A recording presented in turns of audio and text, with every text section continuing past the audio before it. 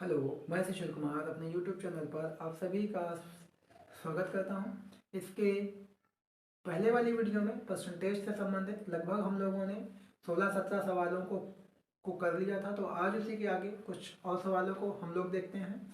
उसी से संबंधित जैसे आप देखेंगे कि किसी वस्तु के मूल्य में 20% की वृद्धि की जाती है जिससे उसके बिक्री में 10% की वृद्धि हो जाती है, तो उसके राजस्व में कितने परसेंट की वृद्धि होगी। जो इसके पहले वाला सवाल हम लोगों ने देखा था उसमें केवल एक ही जगह वृद्धि या कमी हो रही थी। यहाँ पर दो जगह आपका वृद्धि या आपका कमी है। तो इन सवालों को हम किस तरीके से सॉल्व कर सकते हैं, आइए देखते हैं। अगर इसे हम लोग सॉल्व करते हैं 100 मानकर, तो मान लीजिए कि पहले वो 100 रुपये रहा होगा। अगर उस 100 रुपये पर हम 20% बढ़ा दें तो 20% बढ़ाने का मतलब ये 120 हो जाएगा। 120% और इसको 100 से भाग कर देंगे हम लोग। फिर इसी को, इस पूरे को हम लोगों को बढ़ाना है कितना, 10%।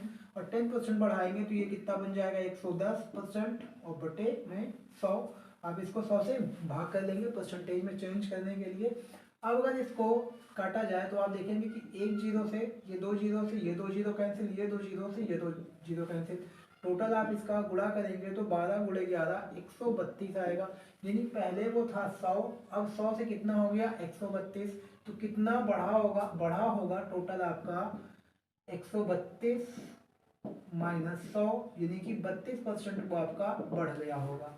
अगर और अगर इसको दूसरे तरीके से हम लोग सॉल्व करने की कोशिश करें तो एक आपका फार्मूला है, एक सूत्र है। सूत्र क्या है आपका कि x plus y plus x into y upon 100। ये आपका एक फार्मूला रहेगा। इसमें बस ये आपको ध्यान रखना है कि जब भी बात करेगा वृद्धि की, तो यहाँ पे जो भी एक्स वाई का मान होगा उसको आपको पॉजिटिव लेना है। अगर बात यहाँ पे कमी की करेगा तो भी जो भी यहाँ पे एक्स वाई के मान होंगे उन्हें आप ऋणात्मक लेंगे। अब जैसे यहाँ पे अगर इसको इसको हम लोग सॉल्व करने जाएं इस सवाल को, तो यहाँ पे 20% क्या है, वृद्धि है। तो 20% और प्लस 10% की वृद्धि है, प्लस 20 गुणे 10। जब हम लोग इसे सॉल्व कर रहे होंगे तो ये दो जीरो से दो जीरो आपका कट जाएगा। 20 10 30 और दो एक नम 2 और 32, तो ये आपका आ जाएगा 32%। यहाँ से भी आपको 32% मिल जाएगा। अगर एक तरीका और हम लोग देखें तो जैसा कि इसको हम लोग भिन्नों से सवालों को सॉल्व करते थे, तो यहाँ पे 20% का मान हम लोग लिख सकते हैं 1/5। यानी पहले उसका मूल्य 5 रहा होगा, उस पर 1 बढ़ा होगा, कितना हो जाएगा, 5 से बढ़ के 6 हो जाएगा।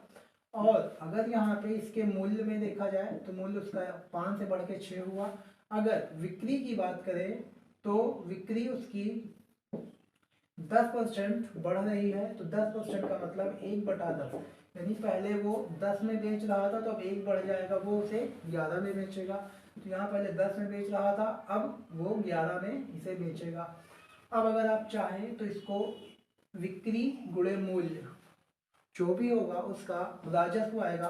पहले वो 50 रुपये कमा रहा था, अब वो 66 रुपये कमाएगा। अब अगर इसको सॉल्व किया जाए तो वो 50 पर कितने का लाभ ले रहा है, तो 50 पर वो लाभ ले रहा है 16 का। ये 16 यहाँ पे ज़्यादा है, तो 50 पर 16 का लाभ ले रहा है, तो 100 पर कितने का लेगा ये आप परसेंट में याद कर सकते हैं। तो 50 दूना 100 और 16 दूनी 32, ये आपका 32% आ जाएगा। अच्छा, यहाँ पे एक तरीके से इसे और अगर आप चाहें तो जो भी चीज़ें इधर कट रही हैं आप उन्हें काट भी सकते हैं। जैसे आप यहीं से देखेंगे कि अगर आप इसको काटना चाहते हैं तो इस तरीके से आप इसको काट देंगे, फिर भी आपका उत्तर सेम ही आएगा, उसमें कोई बदलाव नहीं होंगे। जैसे आप यहाँ से इसको काटना आप चाहते हैं तो ये 3 दूना 6 और ये 5 दूना 10।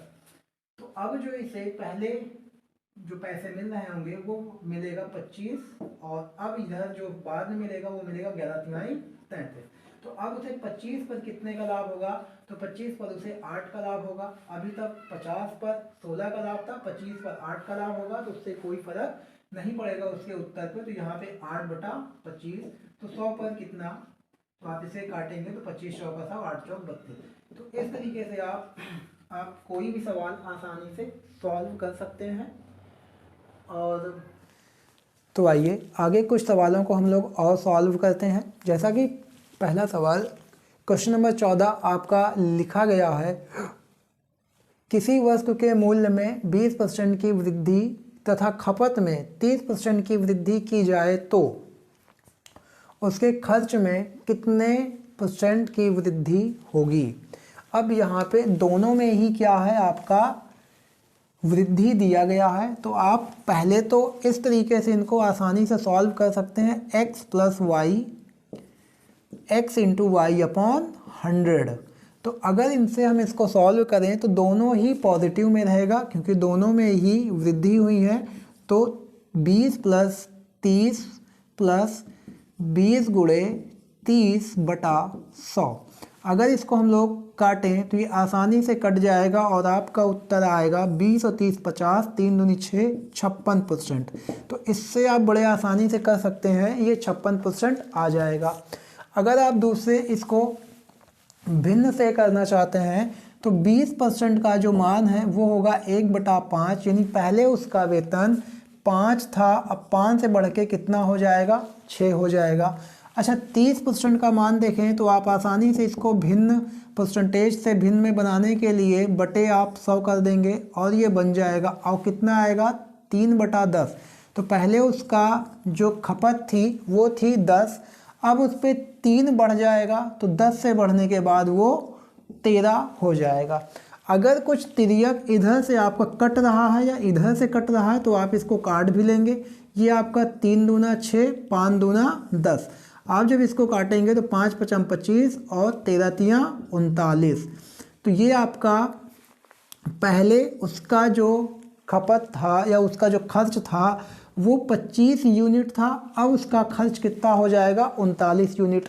तो उसके खर्च में परिवर्तन आप देखेंगे तो कितने का होगा, 9 में से 5 गए 4, 3 में से 2 गए 1, यानी 14 यूनिट का उसका खपत ज़्यादा होगा, वो भी किस पर, 25 पर। तो आप लिखेंगे 14 ज़्यादा खपत है 25 पर, तो 100 पर कितने का, तो 25 चौका 100 और 14 चौको 56%। यहाँ से भी निकल आएगा आपका परसेंटेज में बनाने के लिए। अच्छा, एक और जो हम लोगों ने 100 मान के देखा था, तो उससे भी हम लोग एक बार सॉल्व कर लेते हैं, फिर आगे हम लोग जो भी आसान तरीका होगा उसी से हम लोग सॉल्व करेंगे। तो अगला क्या है, जैसे मान लीजिए कि यहाँ पे हमने क्या मान लिया कि वो क्या है, 100% था। अब 100% में हम कितना बढ़ाएंगे, 20%। तो 100% का जब 20% बढ़ाएंगे तो वो कितना बन जाएगा, 120। अब 120 पर भी हम कितना बढ़ा रहे हैं, 30%। और 30% जब हम बढ़ाएंगे इसका, तो इस पर जब आप 30% बढ़ाएंगे तो अब 120 का आप 30% ज्ञात कर लीजिए, कितना आपको मिल जाएगा, तो ये आपका मिल जाएगा 36। अब इसमें आप 36 जोड़ेंगे तो 20 में 36 जोड़ेंगे तो ये आपका आएगा 156। पहले वो 100 रुपये था, अब वो 156 हो गया। तो ओवरऑल बढ़ा कितना, ओवरऑल बढ़ा आपका 56%। तो इस तरीके से भी हम इसको सॉल्व कर सकते हैं, या इसी का एक दूसरा रूप आप इसको इस तरीके से भी सॉल्व कर सकते हैं। जैसे देखें कि सेम ऐसे ही आपका रहेगा कि आप उसे x मान लीजिए, उस पर 120% बढ़ा दीजिए और फिर इसी 120 का आप बढ़ा दीजिए 130%। अब इसको आप सॉल्व कर लेते हैं तो आप देखेंगे कि यहाँ पे ऊपर 4 जीरो है, नीचे भी 4 जीरो है, वो कैंसिल हो जाएगा। और जब 12 और 13 का आप गुणा करेंगे, 12 दूनी 26 के 6 हासिल आए 2, और फिर आपका 13 दूनी 26 के 6 हासिल आए 2, 13 का नम 13 2 15, 156 आएगा। पहले वो था कितना, 100, अब कितना हुआ 156। तो आप माइनस कर दीजिए 100 से, कितना आ जाएगा, 56% आपको मिल जाएगा। तो इस तरीके से भी आप याद रखेंगे, ये कुछ सेम ऐसा ही है। आप यहाँ भी देखेंगे तो सेम चीज़ें ही यहाँ से भी आपकी कट रही हैं, ठीक है। तो आगे हम लोग कुछ और सवाल देखते हैं। जैसे इसके बाद वाला सवाल क्या है आपका, जैसे देखें यहाँ पे दिया गया है, आयत की लंबाई में 15% की कमी और उसकी चौड़ाई में 10% की वृद्धि करने पर उसके क्षेत्रफल में कितने % का प्रभाव पड़ेगा। तो आयत की लंबाई दी गई है जिसमें 15% की हम लोग कमी कर रहे हैं और उसकी चौड़ाई में 10% की वृद्धि कर रहे हैं, तो उसके क्षेत्रफल पर क्या प्रभाव पड़ेगा। तो इसको तो पहले आप x y से मान के सॉल्व कर सकते हैं, क्योंकि x प्लस वाई और x इंटू वाई अपॉन 100। तो यहाँ पे 15% की कमी है, तो कमी वाले को हमेशा आप माइनस में लिखेंगे और जिसमें वृद्धि है उसे आप प्लस में लिखेंगे, और यहाँ पर भी आप इसे माइनस में ही लिखेंगे और ये आपका प्लस में रहेगा। अब अगर आप इसको काटना चाहते हैं तो आप काट दीजिए, 1 0 से 1 0 कट जाएगा, और फिर जब आप 15 को इससे भाग देंगे तो 1.5 आएगा, लेकिन माइनस प्लस का गुणा माइनस होगा, तो ये -15 प्लस 10 और माइनस 1.5। तो पहले आप माइनस माइनस को जोड़ लीजिए और जोड़ेंगे तो आएगा 16.5, वो भी माइनस में। जब आप घटाएंगे इसको, अरे जोड़ेंगे आप इसको 10 में, जब आप इसको -16 से -16.5 से जब आप 10 घटाएंगे तो आपको मिल जाएगा -6.5। अब ये चिन्ह जो है वो माइनस में है, और माइनस सिर्फ यही आपको बताएगा कि उसमें क्या हुई है, कमी हुई है। तो उसके क्षेत्रफल में 6.5% की कमी हुई है, सिर्फ माइनस यहाँ पे ये इसको आपका कमी को दर्शाएगा। अगर इसी को हम लोग भिन्नों से करना चाहें तो भिन्नों से करने में थोड़ी सी आपको दिक्कत आ सकती है। वो क्या आएगी कि जो 15% है इसको भिन्न में बनाना, 15% को आप भिन्न में आसानी से आप बना सकते हैं, याद भी रखेंगे, हमें कई जगह ये काम भी आएगा। ठीक है, जैसे 15% है तो इसे आप 100 से भाग कर दीजिए, तो ये आपका आएगा 3/20। यानी पहले उसका जो लंबाई थी 20 थी, अब 20 से 3 कम कर देंगे, तो 20 से 3 कम करने पर कितना बचेगा, 17 बचेगा।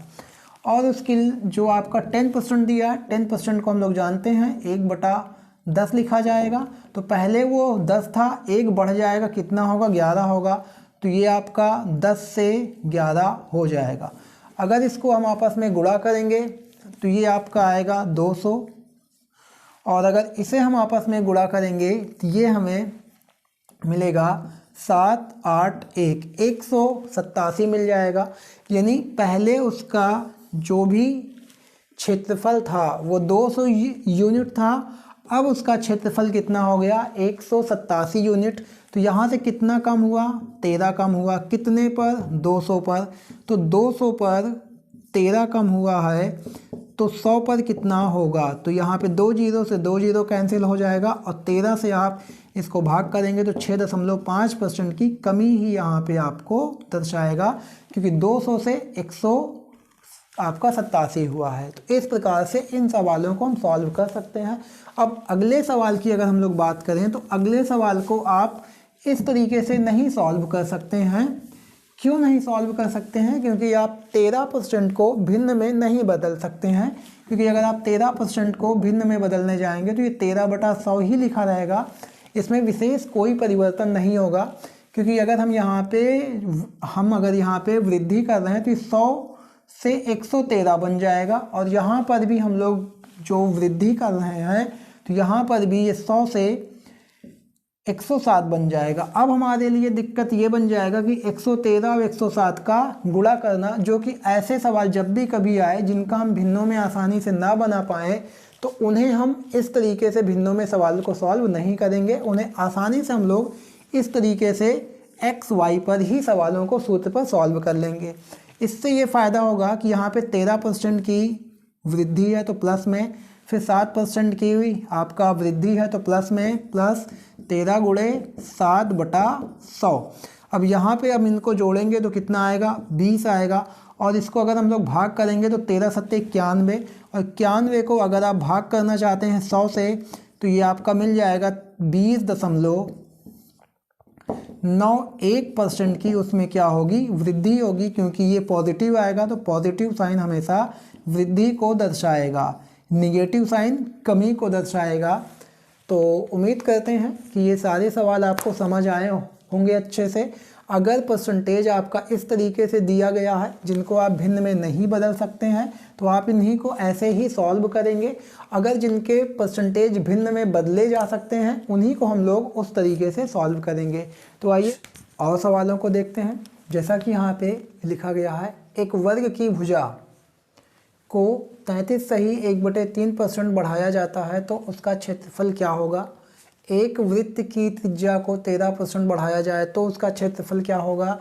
बेलन की ऊंचाई 20% तथा उसकी त्रिज्या 16 सही 2/3% बढ़ाई जाती है तो उसके क्षेत्रफल पर क्या प्रभाव पड़ेगा। अगर इस प्रकार के सवाल आपको दिए जाते हैं जो क्षेत्रफल से संबंधित हो तो उसमें आपको ये देखना है कि किसी भी वर्ग का जो क्षेत्रफल होता है, वर्ग का क्षेत्रफल, इसमें आपको ध्यान देना ये होता है भुजा स्क्वायर।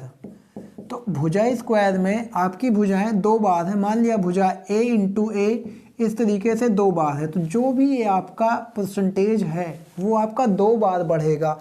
मतलब इसे आप 33 सही 1/3% डबल बार आप बढ़ा सकते हैं, डबल बार बढ़ा सकते हैं।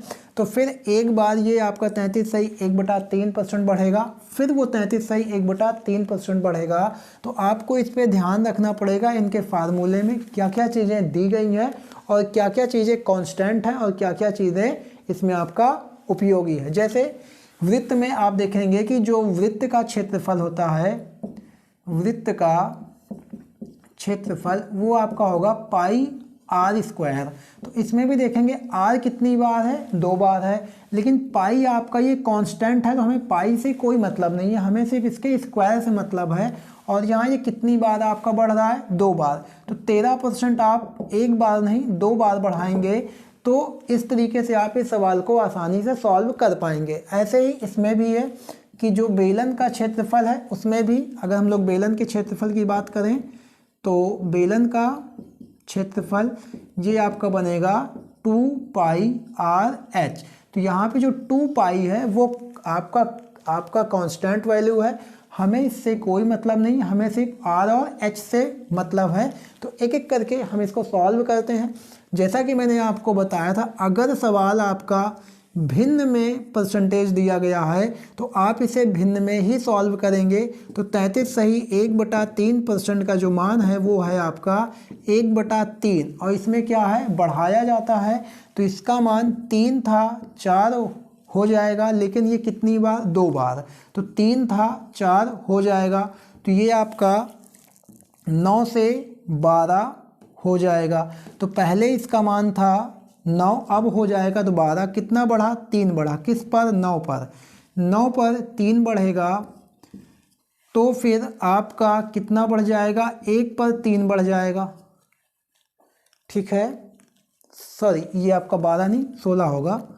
तो यहाँ पे आपका ये कितना बढ़ जाएगा, 6 बढ़ जाएगा। ठीक है, और 6 बढ़ेगा तो ये 9 पर कितना बढ़ रहा है, 6 बढ़ रहा है तो 3 दूना 6 3 त्रिका 9, ये आपका आएगा 2/3। और 2/3 का मान पता है 66 सही 2/3% ही आपका मान होता है, या 100 से गुणा करके आप देख लेंगे इसका मान। तो ऐसे ही अगर हम लोग बात करते हैं इसकी, अब यहाँ पे 13% और 13% है। तो अब आपको पता है कि 13% को आप भिन्न में आसानी से नहीं बदल सकते हैं। तो एक काम करेंगे, यहाँ हम लोग x plus y plus x into y का फार्मूला हम लोग लगा देते हैं। तो यहाँ पे वो क्या है, बढ़ रहा है, घट नहीं रहा है, तो ये सारी चीज़ें पॉजिटिव ही रहेंगी। तो 13 प्लस 13 और 13 गुणे 13/100। तो अब आप यहाँ से जोड़ेंगे तो 13 और 13 26, और यहाँ 13 गुणे 13 169 होगा। और इसको अगर आप 100 से भाग करेंगे तो यहाँ पे 1.69। तो यहाँ पे जब आप इनको जोड़ेंगे तो ये आपका आ जाएगा 27.69% का यहाँ पे वृद्धि होगी। तो ऐसे ही अगर हम लोग इस सवाल की बात करें तो बेलन का क्षेत्रफल, अभी मैंने आपको बताया ही कि बेलन का जो क्षेत्रफल होगा वो आपका होगा 2 पाई आर एच। तो 2 पाई आर एच, और ये हमारा दोनों क्या है, 2 और पाई कांस्टेंट है, हमें मतलब है आर और एच से। तो यहाँ पे ऊंचाई 20% तथा जो त्रिज्या है वो 16√2/3% बढ़ाई जा रही है। तो एक तो आपका साधारण भिन्न में है और एक इस तरीके से, तो आसानी से हम 20% को भिन्नों में बदल सकते हैं। तो यहाँ पे 20% का मान आप जानते हैं 1/5 है, तो ये 5 से 6 होगा। और जो ये मान है आपका ये होता है 1/6। 16√2/3% को अगर हम लोग देखें तो ये 1/6 है, तो ये 6 से 7 हो जाएगा, तो 6 से 7 हो जाएगा। और मैंने आपको बताया था कि अगर ये तिर्यक किस तरीके कट रहा है तो आप इसको आसानी से काट सकते हैं। तो यहाँ आपको क्या बचा, 5 और 7, यानी पहले उसका क्षेत्रफल 5 था, अब उसका क्षेत्रफल कितना होगा, 7 होगा, तो 2 बढ़ जाएगा। और किस पर बढ़ेगा, 5 पर, तो 2/5, और ये आपका बनेगा 40% के बराबर, क्योंकि 2/5 40% के बराबर होगा, या आप इसको 100 से गुणा करके देख लें। तो 20 और 20 दूना 40%। तो इस तरीके से आप इन सवालों को आसानी से सॉल्व कर सकते हैं। आइए कुछ और सवालों को देखते हैं। जैसा कि यहाँ पे दिया गया है, यदि एक घन की लंबाई, चौड़ाई तथा ऊंचाई में 10%, 20% तथा 16√2/3% की वृद्धि किया जाए तो उसके आयतन में कितने % का प्रभाव होगा, या कितना प्रभाव होगा, आयतन पर कितने % का प्रभाव पड़ेगा। तो जब भी कभी आयतन के बारे में पूछे तो वहाँ पर 3 डायमेंशन आपको दिए जाएंगे। अभी तक 2 दिए जाते थे, तब तो उसके लिए हम लोग x + y + x × y/100 का फार्मूला ज्ञात कर लेते थे। अगर मुझे अब 3 का दिया जाएगा या इससे ज़्यादा 4 का दिया जाए, तब फिर उसके लिए आपको अलग से फार्मूले याद करने की आवश्यकता पड़ेगी। पर अगर हम इसे भिन्नों से सवाल को सॉल्व करेंगे तो फिर वो चाहे 2 हो, 3 हो या 4 हो, कितने भी हो, हम उसे आसानी से सॉल्व कर सकते हैं। तो जब भी 2 से अधिक दिए गए हों तो उनको हम कोशिश करेंगे कि हम लोग भिन्नों से ही क्वेश्चन को सॉल्व करें। जैसे हम लोग यहाँ पे देखेंगे 10%, फिर 20% और फिर 16√2/3%। अब इनके सबके आप मान जानते हैं, और इन सब में क्या है कि वृद्धि किया जा रहा है। तो कोई भी ऊंचाई, मान लिया पहले लंबाई दिया गया, तो लंबाई उसकी 10 से 11 हो जाएगी, क्योंकि 10% जो होगा वो आपका बनेगा 1/10। तो ये 10 पर 1 बढ़ेगा तो 11 होगा। ऐसे ही जो 20% है वो 5 से 6 हो जाएगा, और जो 16√2/3% है वो 6 से 7 हो जाएगा। अब जो भी चीज़ें आपका इस साइड से इधर जो भी चीज़ें कॉमन हो वो आप आसानी से काट सकते हैं। तो यहाँ पे हमें 6 कॉमन दिख रहा है, तो हम 6 आसानी से काट सकते हैं। यहाँ पे देखेंगे 5 दाम 50, यहाँ पे 10 सत्ते 70, यानी उसका आयतन पहले 50 था, अब बढ़ के हो गया 70। तो कितना बढ़ा है, 50 पर सीधे सीधे 20 बढ़ा है, तो 50 पर अगर हम 20 बढ़ाएंगे तो ये बनेगा 5 पर 2, और 5 पर 2 ही 40% के बराबर है।